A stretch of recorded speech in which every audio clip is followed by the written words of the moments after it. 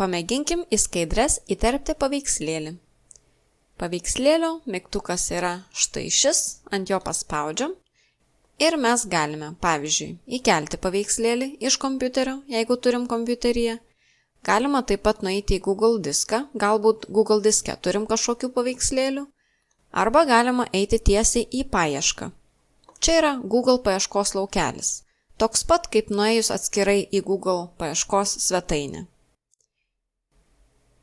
Štai čia suradus kokį nors paveikslėlį, jis iškart bus nemokamas. Galime net nepergyventi, ar mokamas jis ar ne, nes paskaičius šį sakinį galim iškart suprasti, kad paveikslėlis bus tikrai nemokamas ir jį tikrai laisvai bus galima panaudoti. Dabar suradus norimą paveikslėlį, užtenka jį tiesiog vieną kartą paspausti, nereikia jo išsisaugoti į kompiuterį ir spaudžiam pasirinkti. Ir tuomet jis atsiranda mano skaidrėje.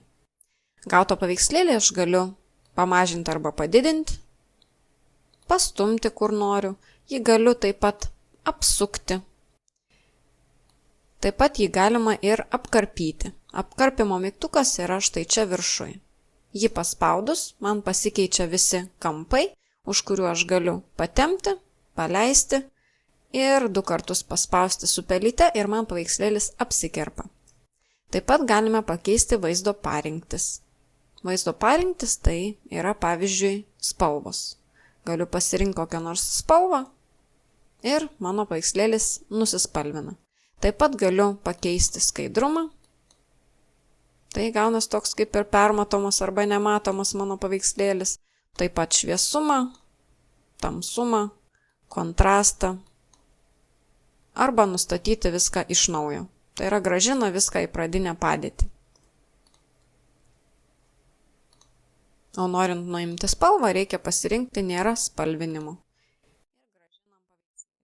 Aišku, kažką sugadinus visada galima veiksmą savo atšaukti, o atšaukimo mygtukas yra štai čia. Jis vadinasi anuliuoti. Arba klavišų kombinacija Ctrl ir Z.